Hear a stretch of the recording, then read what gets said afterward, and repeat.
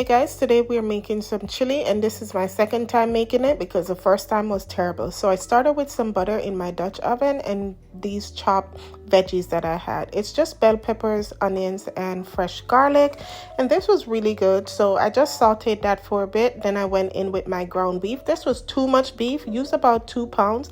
I did a little of seasoning because I didn't want to lose all of that flavor when I drained it.